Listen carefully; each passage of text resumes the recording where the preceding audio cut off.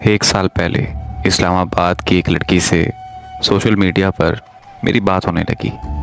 वो बहुत ही ज़्यादा तन्हा और दुखी थी क्योंकि वो जिससे मोहब्बत करती थी वो उसे धोखा देकर किसी और का हो चुका है।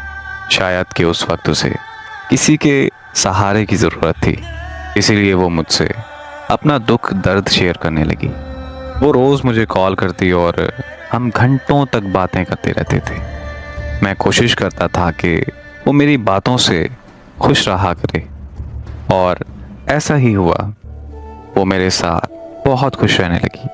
वक्त गुजरता गया, उसे मेरी आदत और मुझे उससे मोहब्बत हो गई। फिर हमने एक दूसरे से मिलने का फ़ैसला किया। वो मुझसे मिलने के लिए इस्लामाबाद से लाहौर आ गई। लाहौर में हमने एक साथ बहुत अच्छा वक्त गुजारा और फिर 2 दिन बाद वो वापस इस्लामाबाद चली गई। उसके वापस चले जाने के बाद हम में लड़ाइयाँ शुरू हो गईं।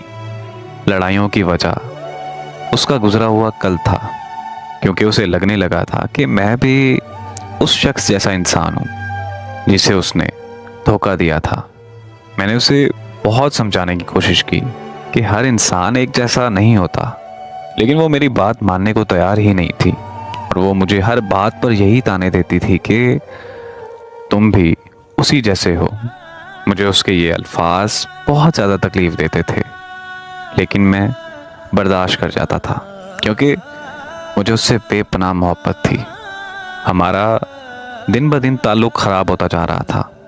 मेरे मसरूफ़ होने पर वो मुझसे लड़ाई करती थी।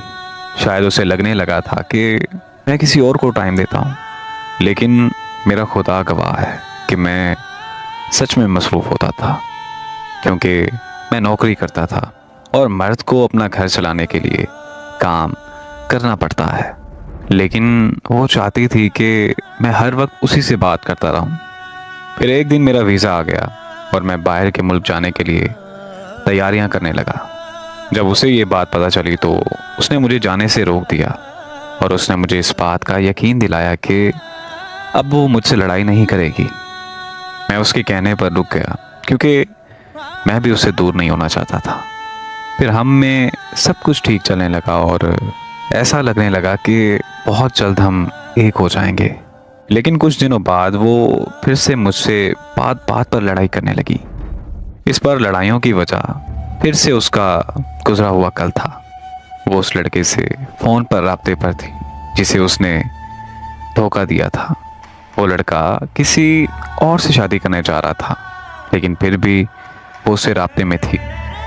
जब ये सब मुझे पता चला तो मैंने उसे कुछ नहीं कहा, क्योंकि मैं भी 6 साल पहले ऐसे ही वक्त गुजार चुका हूँ। इसीलिए मैंने उससे कोई सवाल नहीं किया और बस खामोश रहा। और फिर जिस दिन उस लड़के की शादी थी, उसी दिन उस लड़की ने किसी और के धोखे का बदला मुझसे ले लिया।